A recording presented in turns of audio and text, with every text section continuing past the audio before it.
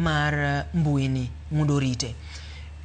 Nineno ka 2018 nokel chik mar Computer Misuse and Cybercrime Act of 2018.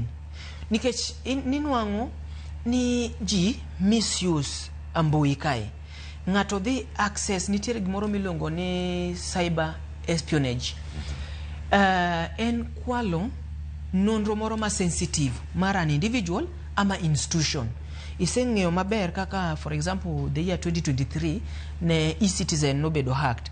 Ngato noneno ni eCitizen ka emoting'o data mar jo Kenya.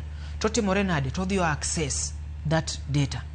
Ineno gimoro matimore e dier nam, enembe madongo giluongo ni piracy. Gimoro ma imako meli, kose mak meli to jogi dwaro gimoro milongo ni ransom. Ka gisemako meli ginyiso ni nikech meli ni oting'o goods manengo gi thoth, mwandu manengo gi thoth. Ka gisekawo to ginyiso ni wasekawo meli maru ni, koro wadwaro ni mondo uor pesa makama kwa nyalo timore nade. Ama ngato bedo kidnapped. Koro data bedo kidnapped.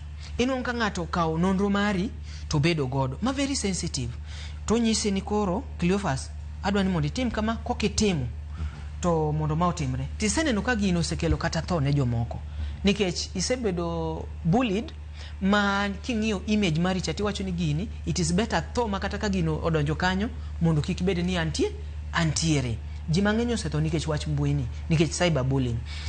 Koro gima timore chike nitiere. Computer Misuse and Cybercrimes Act of 2018 defines chike ma gayo tiyo gi mbui e yo moro mokuwinjore. To kopo ni ngato otiyo gi mbui ni ama gi nonro mari e yo moro mokuwinjore, ama ngato kawo picha ni moro ma okupenji modhi otiyo godo, in gi ratiro mar timruok nade donjo ne ng'ani midhi e court.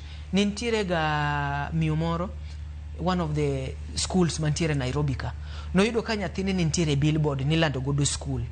Kano dhi tich ka ene jam to neno nyathi, picha nyathine billboard.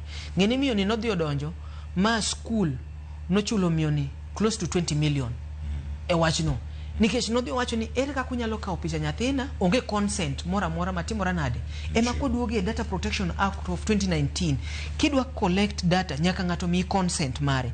To ngama ikawo nonro cha be ire, nyaka penji ni to nonro mikawo ni ere kaka dhi tiyo kode, nonro ma an godo ni ere kaka dhi kane, nonro ni ere kaka dhi rite yo moro makare moko timore nade, moko ningo bed ni ngato machielo timore nade yude e yo moro mok kare. Koro chike mantiere gi emoningo wang'e, nikech ineno ka shida mosebedo ni ka chik temo biro, nikech constitution marwa ma 2010 omiyowa oketonwa privacy. An gi privacy mara ma ngato ok nyal invade. Constitution mar 2010 bomiya ratiro mar to express my view, freedom of speech, freedom of expression bomiya kanyo. To freedom ni nitiere limits magebe.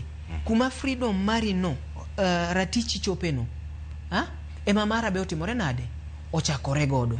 Koro okoningo bed ni kaka sanine no, for example nyaka Gen Z movement chakre inwango ka maybe police officer no timo gimoro mok kare, to police ni idwa timne nonro mayude nyaka namba ne. To ng'eni police ni motimo gini, tinwango ni they end up kawo nyathi maybe politician ni ama police ni ama jatelo moro magi kawo gikete mbui. To mato jogo mane okotimore nade nok gin part mar timo njore ni. Inwango koketi kanyo